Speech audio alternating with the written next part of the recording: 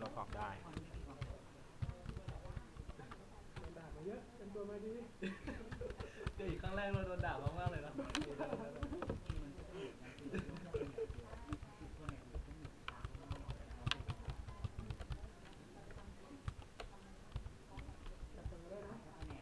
เอาไปใส่ตรงฟิตติ้งอยู่ใส่ไม่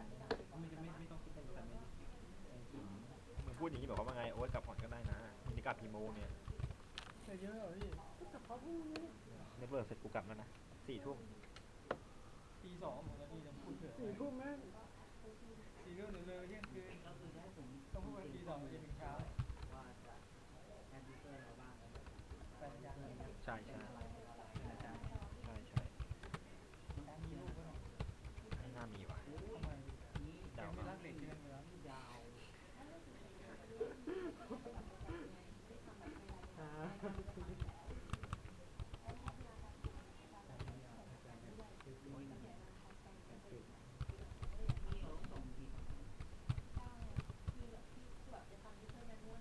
ริงเอาเสร็จแล้วมันจะอะไรนะ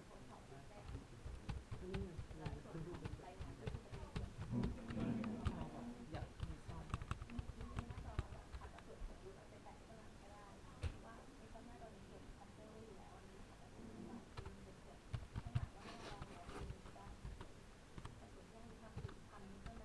แนทอินไซต์ก็เลยว่าจีแนทอินไซต์ไอ้จีส่งเล่มให้ดูส่งให้แล้วนี่ลองเปิดดูยังอยู่ส่งให้แล้วนี่ลอง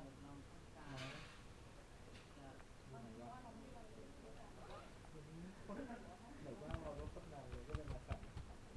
ที่จริงออกมาให้มันก็แต่ตอนเช้าจะทำงานไม่ทันที่ใส่ตอนเช้าไม่ได้ทำงานในวันแจ้งบริษัทเลยแล้วพี่หรือว่าอย่างบริษัทเลื่อนจริงไม่ไหนพี่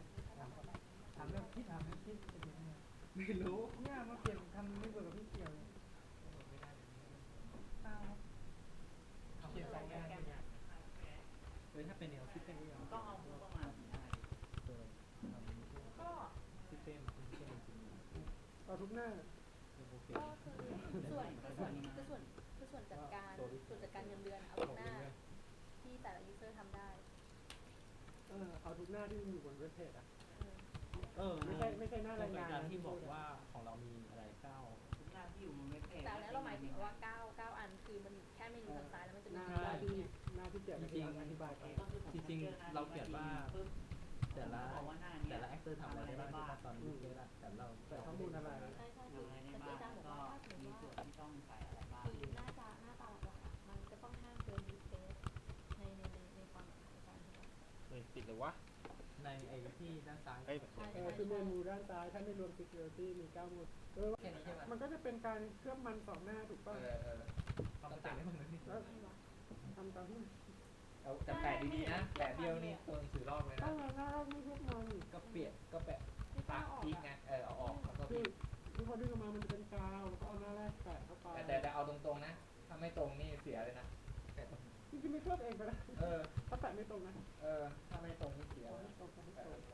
แล้วก็ตัดมันออกมาแค่นั้นแหละตรงนี้ก็ตัดมันบอกว่ามีรอยปุให้กูแกะด้วยไม่ตีที่นั่นมีปะมีแต่ได้ใช้ของบริษัทอะไรบริษัทมันดีกว่าอยู่แล้วอันนี้ถือว่าถ้าป่วยนี่เบิกแบงเป็นน้อยบริษัทของกูก็มีค่ารักษาพยา20,000เลยเนี่ย20,000 ต่อปีหรือเปล่าต่อครั้งหรือเปล่าโอ้ต่อครั้งที่กูใช้เลยเนี่ยไม่อันนี้ต้องเกิดอุบัติเหตุหรือเปล่ามันไม่ใช่แบบว่าป่วยไข้อะไรจากการเดินทางมาเรียนเนี่ยมันบอกอยู่แบบกูเอาประกันภายใต้เงื่อนไขแล้ว1 บอกเงื่อนไขเลยต่อครั้งมันถ้ามันบอกเลยนะว่าครั้งละ1,000เลยเขาบอกจะโพสต์ตรงเว็บให้โพสต์ราคาละ20,000โพสต์ไอ้เนี่ยเงื่อนไขประกันคุยกับที่เจ้าหน้าที่มันตัดไม่หมดเว้ยก็เลยออกไม่ได้ต้องไม่ตัดต้องทำการตัดไปดีกว่าคือฝนตกจริงด้วยกลับวะกลับเลยก็ได้กลับเลย อ้าวกลับตูนปะกลับด้วยแบ่งงานเรียบร้อยแล้วเฮ้ยเร็วได้เวิร์กอ่ะนี่เหรอเป็นไง10.1กูเพิ่งแกะนะไม่ได้เหลือเป็นกำลังใจเต้นเหมือนที่โอเคมากเลย เฮ้ยจีเอาอันนี้ขึ้นมายังวะรูปแบ็กอะ ยอดมากๆวัน ผม นี้ ไม่ได้ปิดตั้งแต่เมื่อวานแล้ว อาจารย์ยัง กลุ่มสองนะ เครื่องยังไม่ติด อารมณ์ยังไม่เครื่องยังไม่ติดเครื่องยังไม่ติด คือกลุ่มแรกก็สะสมไปเรื่อยๆสุดท้ายระเบิด อา ล จารง ย์ เลย เหมือนอาจารย์ยังอารมณ์ดีอยู่หน่อย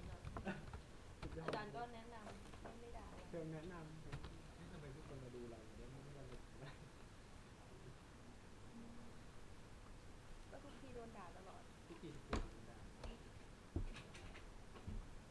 วิทย์เครื่องใหม่ เครื่องใหม่หลายจอคอมพิว ต เต ก อ ล ร์ งแกต้องทำ เสร็จแล้ว เอ้า เสร็จแล้วมันใหม่เนี่ย เสร็จแล้ว ไม่ถึงปี จริงอ่ะ มีประกันดิที่ออฟฟิศเลยอ่ะ ใช่ของบริษัท ทำอะไรวะ เอาคือแกทำมาแล้วเหรอ ก็เดี๋ยวให้มันได้ตัดก่อนก็ได้ ก็ไงก็ตัด ก็เดี๋ยวมันตอนเย็นให้มันแล้วตกลงจะบอกนี่ให้พี่ทำของพี่เลยป่ะ เอกสาร ที่ทำของพี่ก็ได้ บ้าง ก็ตัด พี่ วิ อยาก ดีโอ ทำเรื่องการมาพบ ำอ๋อ คือวันนั้นที่ดูก็ทำไม่ได้แต่ว่าใช่แต่ว่าพี่จะแบบจะได้แต่งได้ง่ายๆกลับไปเรียน ทำเรื่องการคำนวณก็คือเรื่องของคำนวณภาษีกับวิธีคำนวณเงินเดือนที่ไปแล้วพูดแล้วนะครับ นี่ฮาเลย ใส่ลงไปในตัวรายงานคือตัดตอน เป็นคำนวณ รายงาน เอ้า อย่างเดียวเลย ไอ้รอบแรกที่บอกว่าได้ออกมาได้คะแนนน้อยกันไม่เหรอ อันนั้นมันเป็นทฤษฎี อ๋อนี่คำนวณไม่ถูกก็เทไปดีเลขอ่ะ ส่วนอาร์ตก็คงอธิบายที่จะเพิ่มเติม เมื่อกี้บอกเยอะ แล้วจดรายงานบอกข้อสอบกูจำได้เนี่ย ทำ CM ทำ CRC ข้อแรกหาเลโชอนาลิซิ อธิบาย อธิบายแต่ละ ข้อที่สองโปรเจกต์เมนเมน คอลัมน์ที่สำคัญที่อาจารย์บอก AOA โอ๊ตอธิบายซีเควนซ์ สองข้อ ไอ้เทอมนี้เราทำเลยนะ RO นะ พอดีว่าโอ๊ตได้ว่าสองคนนี้จริงไม่เบิด ก็สองอะไรนะ ไอ้เนี่ย ข้อสอง ไอเดียแล้ว โปรเจก RO ต์ อะไรนะ เมนเมนชื่อบริษัท AOA ไม่ให้ที่เราทำอ่ะ ที่ ที่ เรา เรารีเทิร์นออยเป็น ROI ด้วย ก้อนแรกง่ายทำก่อนได้เลย อย่าไปเสียเวลาข้อสอบ อันนี้ความหมาย นี่จะ ทำเหนือทำ data ดิกกับดิช่ะ จะไปถึงตอนนั้นจะไปผม นี่ข้ามไป2เทอม เนี่ยเดี๋ยวกูลืมเนี่ยบอกเนี่ย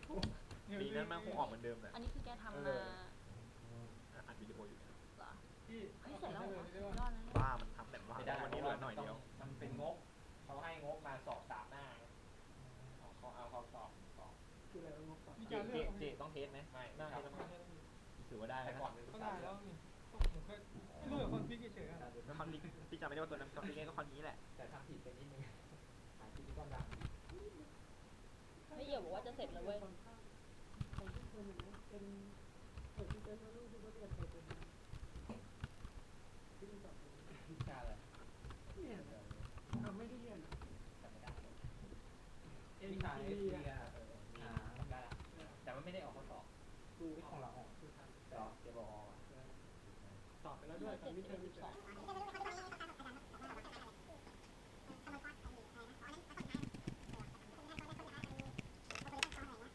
ะไรข้อหนึ่งนะ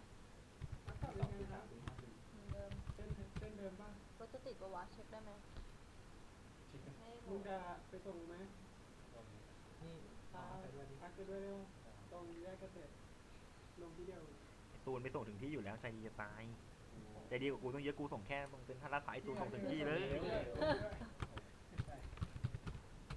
นี่ไล่ผิด เดี๋ยวเนี่ยเหลืออะไรนะเดี๋ยวขวา อัดดิ เลี้ยวขวา ต้องไปรับไฟฟ้า เลี้ยวขวาไปถึงไหนนี่เส้นเดียวกับอาร์เลยเลี้ยวขวา ขวาไปเรื่อยๆอ่ะ นวมินทร์ใช่ไหมเลี้ยวขวาถึงแยกเกษตรแล้วก็เลี้ยวขวาจะเป็นเส้นนวมินทร์ แล้วไปเรื่อยๆนี่คือ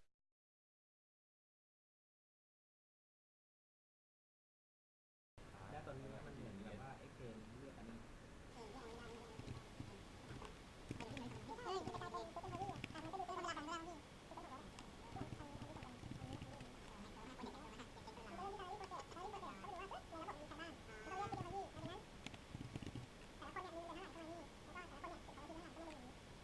มันมันเก็บโปรไฟล์ ทำไงต่อพี่ ใช้คำว่าโปรไฟล์แล้วกันนะ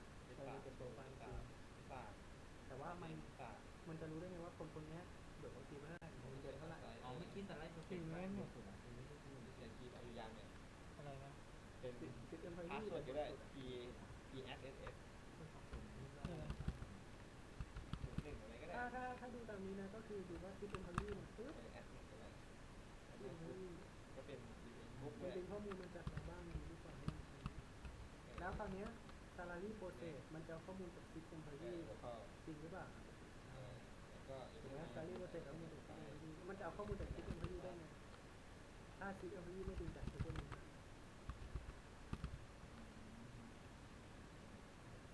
ตั้งครูมาเพื่อว่ามีที่ แรกก็ใส่ผ้า เฮ้ยเราลองให้เป็นไอพีอื่นกลุ่มอื่นดูไหม ลองได้ดิอะไรอ่ะ 172ก็ได้ สุดท้ายก็ แต่ ตาย ว่า ด้วย พี่ไม่ คำ รู้ ว่า มันใช้ได้เปล่านะ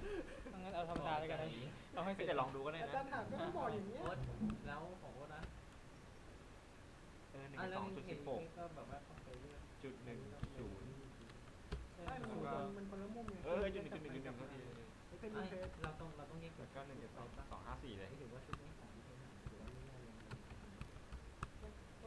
ก็อยู่รวมกันเลย เนี่ยมา2 5 2 5 0อันนี้แหละ งั้นสั่งโอเคคือไม่มีอะไรที่ไม่ซื้อเอาได้เลยเหรอ อันนี้ไม่ต้องนี่แหละอย่างนี้เลย ปล่อยเดี๋ยวเราก็เปลี่ยนเฉย ปล่อยลอยๆไว้อย่างนี้ ที่เป็นไอ้ตัวชา ปล่อย ใช่ไหม เวลาอย่างนี้ใส่ ตอนนั้นอย่างนี้ไม่ต้องเลือกอะไรเดี๋ยวอีดับเบิลสปิกกัน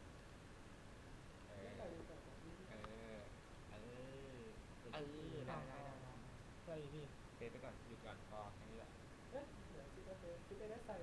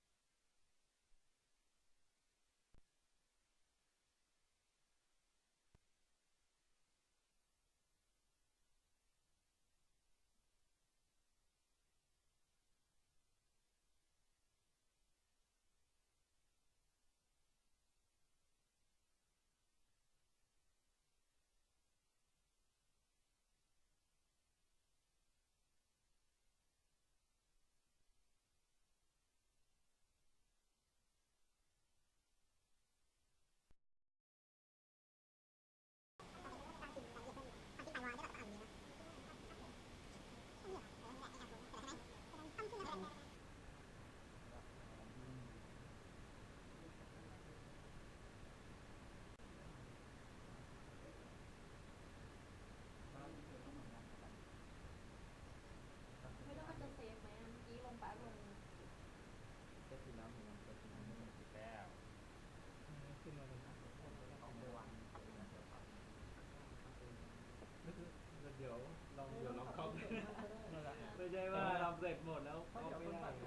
คือการ์ดเสร็จเราไปดูตรงที่มันโชว์ตอนเราเข้ามา